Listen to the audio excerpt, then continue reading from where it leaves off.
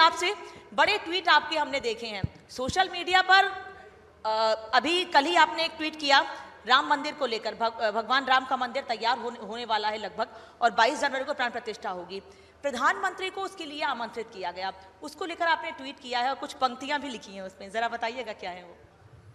बहुत बहुत आभार। और सबसे पहले इस सदन में बैठे सभी लोगों को बधाई, तारीख पक्की हो चुकी है। मंदिर भव्य सजाएंगे और तारीख भी बताएंगे। बता भी दी। तो डेफिनेटली शायद 500 साल का इंतजार विश्व की बहुत कमी सभ्यताओं ने किया होगा। 500 साल का संघर्ष और उसकी ऐसी सुखद परिणति 22 जनवरी 2024 12:30 बजे। जिनको अभी भी तारीख पूछनी बची हो वो इस तारीख को नोट कर ले, क्योंकि ये तारीख नए भारत की तारीख है, ये तारीख नए हिंदुस्तान की तारीख है।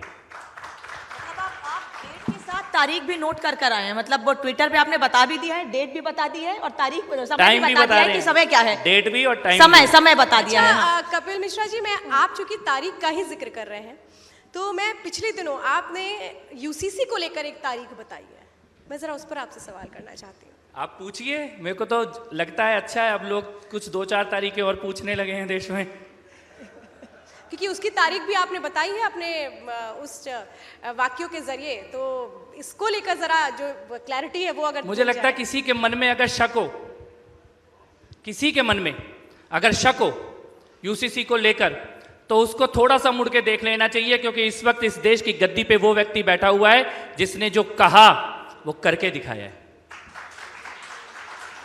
उनकी एक तस्वीर आती है लगभग 30-35 साल पुरानी, जिसमें एक मंच लगा है, उसमें मोदी जी बैठे और पीछे लिखा हुआ है 370 हटाएंगे। अभी पप्पू जी बोल रहे थे, मुझे आज पता लगा देश में राजनीति में 2 पप्पू हैं।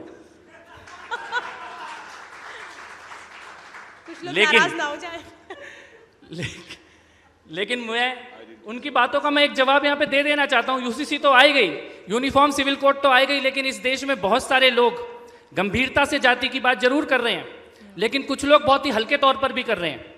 और ये जो नया पूरा गठबंधन बनाए, जिसमें कभी ओबीसी के बारे में कोई जुमला फेंक दिया जाता है, कभी जाति के बारे में, इसका एक छोटा सा मैं आपको नाम बता देता हूं।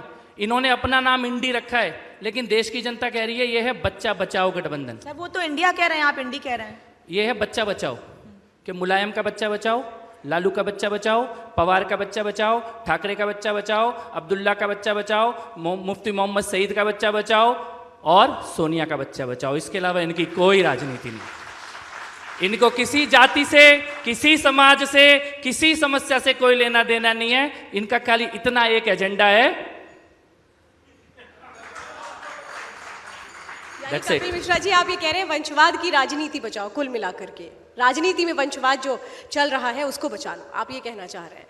मेरा ये कहना है कि राजनीति वो होनी चाहिए जो अभी हमने योगी जी के मुंह से सुना, राष्ट्र के लिए जो प्रधानमंत्री जी कर रहे हैं।